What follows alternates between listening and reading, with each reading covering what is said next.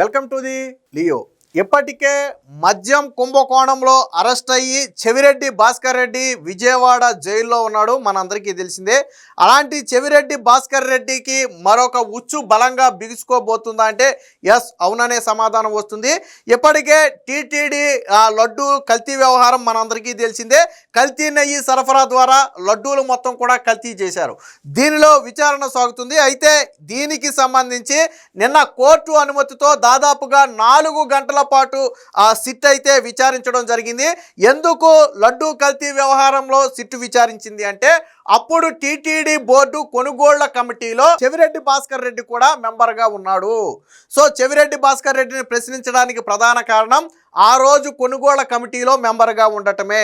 ఎందుకు దీని గురించి మాట్లాడాల్సి వచ్చిందంటే గతంలో బోలేబాబాకి కావచ్చు, వైష్ణవికి కావచ్చు, మాల్మంగాకి కావచ్చు నిబంధనలను సడలించి నెయ్యి సరఫరాకు అవకాశం కల్పించారు. గత ఏళ్ల తరబడి వస్తున్నటువంటి నిబంధనలను ఉన్నట్టుండి మార్చడం జరిగింది.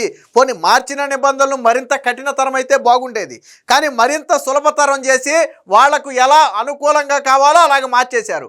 మరి దాన్ని బోర్డు ఎలా ఆమోదించింది, మీరు ఎలా ఆమోదించారు, ఎందుకు వాటిని ప్రశ్నించలేదు, ఎందుకు గుర్తించలేదు సో అని గట్టిగా అయితే ప్రశ్నించినట్టుగా తెలుస్తుంది. బట్ తెలిసిన సమాచారం ప్రకారం ఆ డొంక తిరుగుడు సమాధానాలతో చెవిరెడ్డి భాస్కర్ రెడ్డి అయితే తప్పించుకున్నట్టుగా తెలిసింది. ఆ రోజు అధికారులు తీసుకొచ్చి మా దగ్గర పెట్టారు, మేము ఆమోదించాం తప్ప అంతకు మించి మాకేమీ తెలియదు.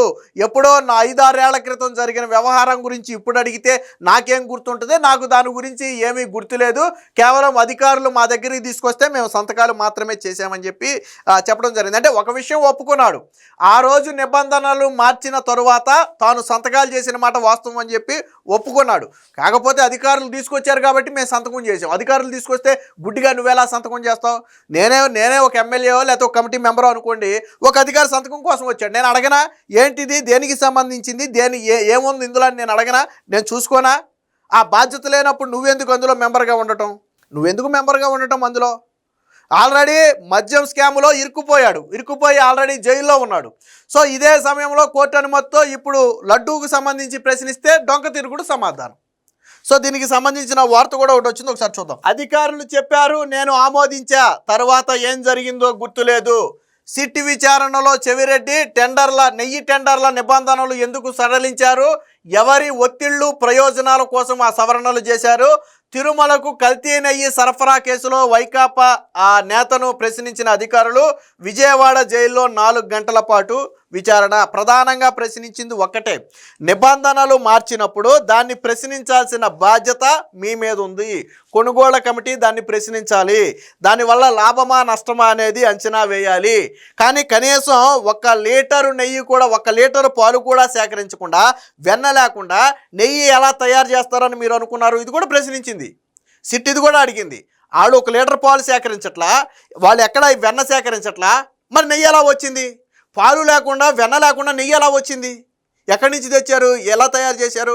ఇప్పుడు నేను ఏదైనా ఒక పని చేయాలన్నానంటే ఫర్ ఎగ్జాంపుల్ అడుగుతా, ఎవరైనా నెయ్యి ఉందండి మా దగ్గర అన్నాడు అనుకోండి, మీకు ఎన్ని కేజీలు ఎన్ని ఆవులు అని అడుగుతాం, మనం ఎన్ని పాలు తీస్తారు రోజుకని అడుగుతాం, లేదా మీరు పాలు ఎక్కడి నుంచి తీసుకొస్తారని అడుగుతాం కదా.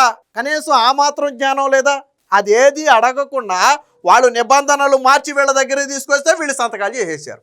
తిరుమలకు నెయ్యి సరఫరా టెండర్ నిబంధనలో కీలక షరతులను తొలగిస్తూ మరికొన్నిటిని మార్చేస్తూ సాంకేతిక కమిటీ సిఫారసులు చేస్తే వాటిని మీరెలా ఆమోదించారంటూ వైకాపా నేత చంద్రగిరి మాజీ ఎమ్మెల్యే చెవిరెడ్డి భాస్కర్ రెడ్డిని కల్తీ నెయ్యి సరఫరా కేసులో సిట్ ప్రశ్నించింది. మద్యం కుంభకోణం కేసులో అరెస్ట్ అయి ప్రస్తుతం విజయవాడ జైల్లో రిమాండ్లో ఉన్న చెవిరెడ్డిని కోర్టు అనుమతితో సోమవారం సుదీర్ఘంగా 4 గంటల పాటు విచారించింది. చెవిరెడ్డి అప్పట్లో టీటీడీ బోర్డు కొనుగోళ్ల కమిటీ సభ్యుడిగా ఉన్నాడు. సో ప్రధానంగా కొనుగోళ్ల కమిటీ సభ్యుడిగా ఉన్నాడు కాబట్టి ఆ రోజు ప్రశ్నించడం జరిగింది. అంటే ఏదైనా ఒక వస్తువును కొనుగోలు చేయాలి అంటే, టీటీడీకి సంబంధించినటువంటి ఒక వస్తువును కొనుగోలు చేయాలంటే ఖచ్చితంగా ఆ కొనుగోళ్ల కమిటీ ఆమోదించాల్సి ఉంటుంది. అందులో సభ్యుడిగా ఉన్నటువంటి చెవిరెడ్డి భాస్కర్ రెడ్డి పాత్ర కూడా అందులో ఉంది కాబట్టి ప్రశ్నించడం జరిగింది.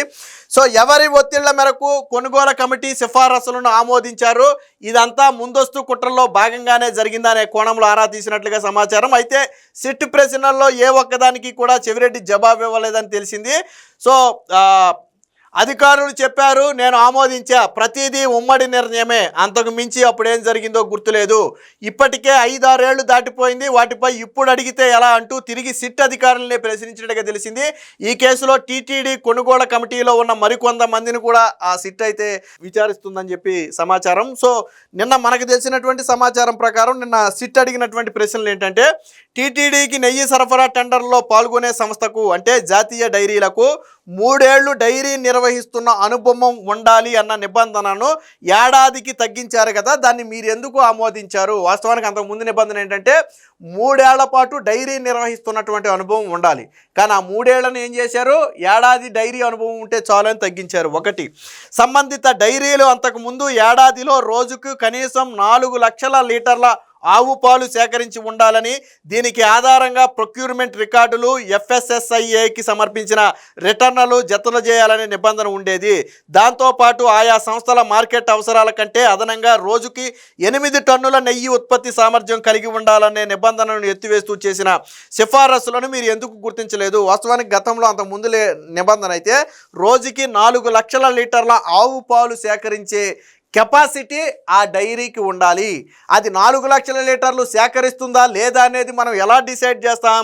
దానికి సంబంధించి ప్రొక్యూర్మెంట్ రికార్డులు కావచ్చు, FSSAIకి సమర్పించినటువంటి రిటర్న్లు కావచ్చు, వాటిని ఆధారంగా చేసుకుని వాళ్ళు 4 లక్షల లీటర్ల పాలు సేకరిస్తున్నారా లేదా అనేది మనం బేరీజ్ వేసుకుంటాం. దాంతోపాటు అవసరానికంటే రోజుకు 8 టన్నుల నెయ్యిని అదనంగా ఉత్పత్తి చేయగలిగే సామర్థ్యం ఆ కంపెనీలకు ఉండాలి. సో ఈ నిబంధనలన్నింటినీ కూడా పూర్తిగా ఎత్తివేస్తూ సిఫారసు చేస్తే మీరు ఎందుకు గుర్తించలేదు, ఎందుకు ఇవి తొలగించారు అని అడగలేదు? అదొకటి ప్రధానమైన ప్రశ్న. అసలు పాలు సేకరించకుండా, వెన్న తయారు చేయకుండా నెయ్యి ఉత్పత్తి ఎలా సాధ్యమవుతుందన్న ఆలోచన మీకు రాలేదా? ఎందుకు రాదు? ఈ రోజుల్లో నెయ్యి అంటే ఎవడైనా ముందు గుర్తొచ్చేది పాలు, వెన్నె. ఆ రెండు ఆ సంస్థలకు లేవని తెలిసినప్పుడు మరి మీ దగ్గర పాలు లేవు, మీరు వెన్న సేకరించట్లేదు, మరి నెయ్యి ఎలా తయారు చేస్తారయ్యా అని ఎందుకు అడగలేదు? అది కనీస నాలెడ్జ్ కదా. ఎందుకు అడగలేదు? ఎందుకు అడగలేదంటే వీళ్ళంతా స్కామ్లో భాగంగా ఉండిపోయారు కాబట్టి అడగలేదు. ఆయా సంస్థల వార్షిక టర్నోవర్ 3 ఆర్థిక సంవత్సరాల్లో ఒక ఏడాది కన్నా కనీసం ఒక ఏడాది అన్నా 250 కోట్లు ఉండాలనే నిబంధనను తీసేసి 150 కోట్లు ఉంటే చాలని 3 ఏళ్ల పాటు రోజుకు 12 టన్నుల వెన్న సేకరణ ఉత్పత్తి సామర్థ్యం ఉండాలన్న నిబంధనను తొలగించి రోజుకు 8 టన్నుల సేకరణ సామర్థ్యం చాలని చేసిన సిఫారసును మీరు ఎలా ఆమోదించారు? అంతకుముందు ఏంటంటే ఆ సంస్థ టర్నోవరు 3 ఆర్థిక సంవత్సరాలలో కనీసం ఒక ఏడాదైనా 250 కోట్లు లేదా దానికి పైబడి ఉండాలి, అప్పుడు మాత్రమే ఆ సంస్థ ఎలిజిబుల్ అవుతుంది. కానీ ఆ 250 కోట్లను 150 కోట్లు ఉంటే చాలు, ఏదో ఒక సంవత్సరం 150 కోట్లు ఉంటే చాలని 100 కోట్లు తగ్గించేశారు. ఫస్ట్ది. రెండోది ఏంటంటే రోజుకు 12 టన్నుల వెన్న సేకరణ ఉత్పత్తి సామర్థ్యం ఉండాలనే నిబంధనను రోజుకు 8 టన్నుల వెన్న సేకరణ ఉత్పత్తి సామర్థ్యంగా అంటే 4 టన్నులు తగ్గించేశారు. అక్కడేమో 100 కోట్లు తగ్గించేశారు, ఇక్కడేమో 4 టన్నులు తగ్గించేశారు. మరి ఇది ఎందుకు మీరు గుర్తించి ఆ రోజు ప్రశ్నించలేదని చెప్పి అడిగినట్టుగా తెలుస్తుంది. ఎప్పటి వరకు ఏ ఇబ్బంది లేకుండా సాగుతున్న నిబంధనలను మార్చాల్సిన అవసరం ఏమొచ్చింది? ఎవరి ప్రయోజనాల కోసం ఈ నిర్ణయాలు తీసుకున్నారు? కొనుగోలు కమిటీ సభ్యుడిగా ఎందుకు అభ్యంతరం చెప్పలేదు? నిబంధనల్ని సరళించడం వల్లే బోలేబాబా, వైష్ణవి డైరీల వంటి సంస్థలకు అవకాశం కల్పింది. అంటే వాస్తవానికి వీళ్ళు ఎవరికి టెండర్ కట్టబెట్టాలనుకుంటున్నారో వీళ్ళకి తెలుసు, దాని సామర్థ్యం ఏంటో వీళ్ళకి తెలుసు. దాని సామర్థ్యానికి అనుగుణంగా ఏకంగా ఏళ్ల తరబడి టీటీడీలో వస్తున్నటువంటి నిబంధనలను మార్చేశారు. సాధారణంగా ఇలాంటి చోట్ల మనం ఏం చేయాలి? మరిన్ని కఠిన నిబంధనలు పెట్టాలి. లేదు మనం ఇంకా బెటర్ చేయాలి, ఇంకా స్వచ్ఛమైన నెయ్యిని మనకు రావాలి, ఆ భక్తులకు ఇబ్బంది కలగకూడదు అనుకున్నప్పుడు నిబంధనలను మరింత టైట్ చేస్తే ఎస్ ఆ ఎలిజిబుల్ ఉన్నోడే వస్తాడు. కానీ ఎందుకు నిబంధనలు ఇక్కడ సడలించారు? ఎందుకు సడలించాల్సి వచ్చింది? ఒకటి, మిగతా అన్ని పక్కన పెడితే ఆ సంస్థలో 1 లీటర్ పాలు సేకరించట్లేదు, వెన్న సేకరించట్లేదు అని తెలిసి కూడా అరే నెయ్యి ఎక్కడి నుంచి వీళ్ళకి వస్తుందనే కనీస అనుమానం లేకుండా ఎలా టెండర్లు కట్టబెట్టారు? ఎలా కట్టబెట్టారు? సో ఇదంతా పక్కాగా జరిగినటువంటి ప్రీ ప్లాన్డ్ స్కాము. సో ఇందులో ఖచ్చితంగా చెవిరెడ్డి భాస్కర్ రెడ్డి పాత్ర కూడా ఉండే ఉంటుంది. ఆయనే కొనుగోళ్ల కమిటీ సభ్యుడిగా ఉన్నాడు.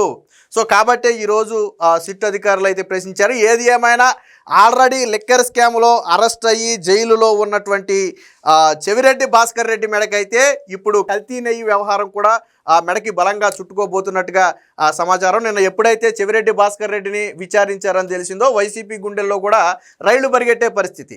సో ఎలాంటి కూపి బయటకు లాగుతారో, మళ్ళీ ఎలాంటి కొత్త టిస్టు బయటకు తీసుకొస్తారో అనే భయంతో వైసీపీ నాయకులు కూడా ఉక్కిరి బిక్కిరైనటువంటి పరిస్థితి. మొత్తంగా చెవిరెడ్డి భాస్కర్ రెడ్డికి తెలిసే ఆ రోజు నిబంధనలన్నీ కూడా మారాయి అనేది ఇప్పుడు విచారణ బట్టి అర్థమవుతున్నటువంటి విషయం. Please subscribe to Leo news for more videos.